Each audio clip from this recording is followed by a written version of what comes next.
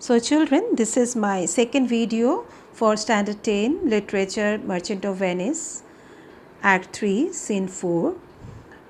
Here I will begin with the scene, the lines of the scene, and I repeat that you also keep your book with you, your textbook, Merchant of Venice textbook with you. Open the book, the page I read and I explain, and you see the meanings are given.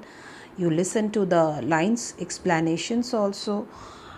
So in this scene, actually Lorenzo is very much impressed with the generosity of Portia. What generosity? What we discussed in Act 3 Scene 2, that Portia immediately after the marriage she just sent her husband with a lot of money to save Antonio from Shylock.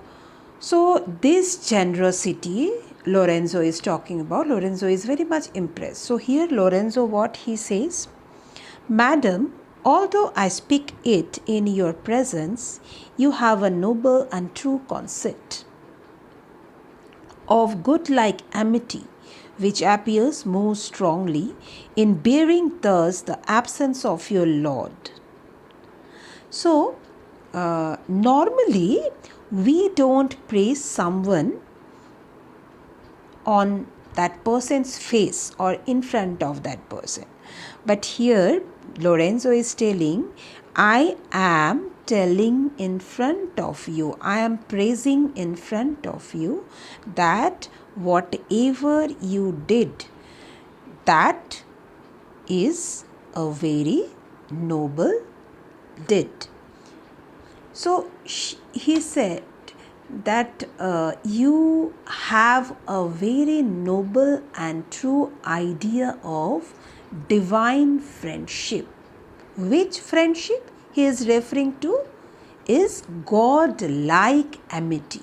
Children, God-like amity. God-like is what? God-like is divine.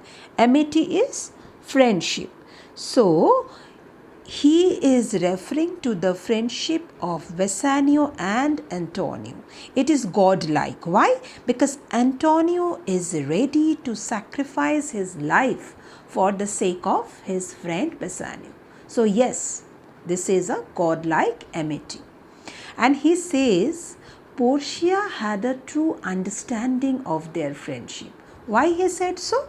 Because if it had not been so, she wouldn't have allowed her husband to leave immediately after their marriage, sacrificing all her marital happiness and sending her husband with all the money that is needed. So Lorenzo is praising Portia in front of her.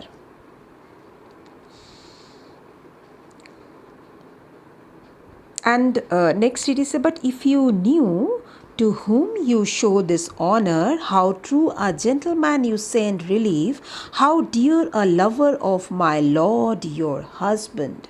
So what he says, that if you knew, you don't know Antonio, but if you knew what a good gentleman he is, how much he loves your husband, then you would be proud of the work you have done.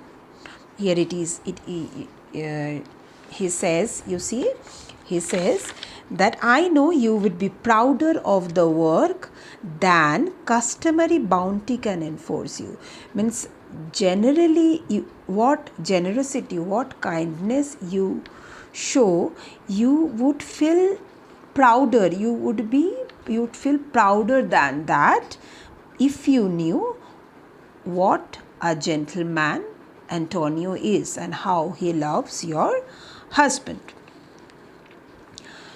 Then Portia, I never did repent for doing good. So here, now listen, Portia is not doing anything to feel proud, because she loves Bassanio and she can't bear to see Bassanio is unhappy. If Bassanio becomes the cause of Antonio's destruction, he will feel guilt for his entire life, and Portia cannot see Bassanio in that condition. So here Portia says, I never did repent for doing good. So what Portia says, that I never feel regret. I never feel regret of doing doing good things. And even now also I don't feel that. Then she says,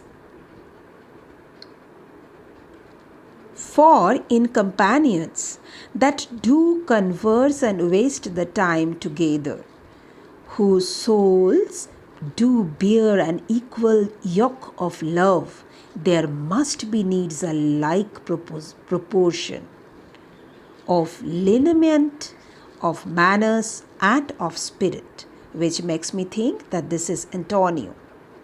Being the bosom lover of my Lord, must needs be like my Lord. If it be so, how little is the cost I have bestowed. So what she says that between two friends who talk and spend their time together, and whose souls are joined by the bond of love, there must be some similarities. According to her, it has been sin when two friends are very close each other, they must be having some similarities. The similarities of their characteristic, their manner, their temper, and their soul, their spirit.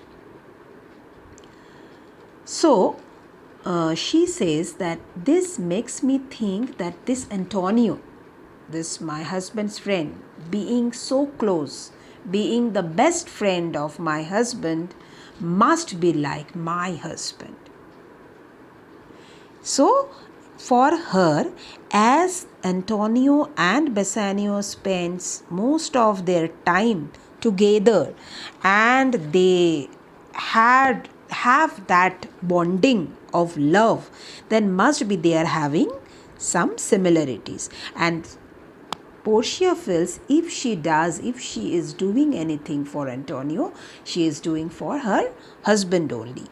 And there she says, if it be so, how little is the cost I have bestowed in purchasing the semblance of my soul. So what she says here, if it is so, if it is like that, if I am helping Antonio, I am doing everything for my husband, then the price I have spent, the price bestowed is spent. The amount, whatever I have spent to reduce to the likeliness of my husband. So likeliness here is that Antonio. Antonio is the likeliness, and likeliness of my husband's soul. That means Antonio. So that is a very for to save him from that hellish cruelty. Hellish cruelty means that intolerable cruelty of Shylock. That is very less. Whatever I have done, whatever I have spent, that is nothing. That is something very less to reduce, to get relief of my husband's friend, best friend. So it is here likeliness means that Antonio. So she says that how little is the cost I have bestowed in purchasing the semblance of my soul. Semblance. Remember, semblance is likeliness, and likeliness is who is that semblance? Semblance is Antonio. From out of the state of hellish cruelty, means that intolerable cruelty of Shylock. So whatever I am doing, that is nothing.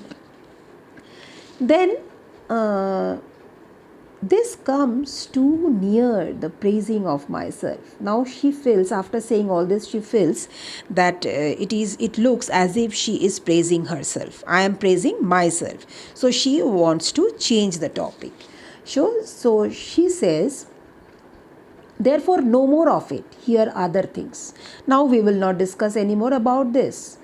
No more of it, Lorenzo. I commit into your hands the husbandry and manage of my house until my Lord's return. For mine own part, I have towards heaven breathed a sacred vow to live in prayer and contemplation. So, what she says here, that Lorenzo, I am giving you a responsibility of taking care of my house until my Lord's return, means my husband comes back. And that means here it is said, one line you see, husbandry and manage. Husbandry and manage means husbandry and manage. That means control and manage everything of my house till my husband comes back. And then she says, until my Lord's return, for mine own part, I have towards heaven breathed a sacred vow to live in prayer and contemplation. So what she says, that I have planned to do a secret prayer to God and to spend my days in that prayer and contemplation, where she says that to live in prayer and contemplation only attended by Nerissa here. Only Nerissa will be there with me. Until her husband and my Lord's return. Now Nerissa's husband also not there. And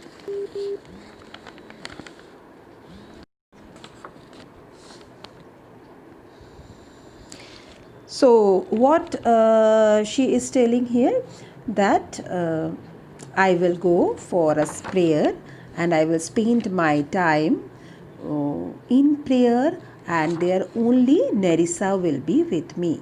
And then until her husband and my Lord's return, that means both of our husbands till they return, there is a monastery 2 miles off, and there will we abide. I do desire you not to deny this imposition, the which my love and some necessity now lays upon you. So what she says here, that we will stay in a monastery. There is a monastery and there 2 miles from here, and we will live there, and I desire you not to refuse this responsibility. Whatever I say, you will not avoid, you will not deny to accept it. You will accept it, and which why I am due to some necessity and my love for you, I am putting you in charge of my house. So this much for this video. Next part I am coming with the next video. Thank you.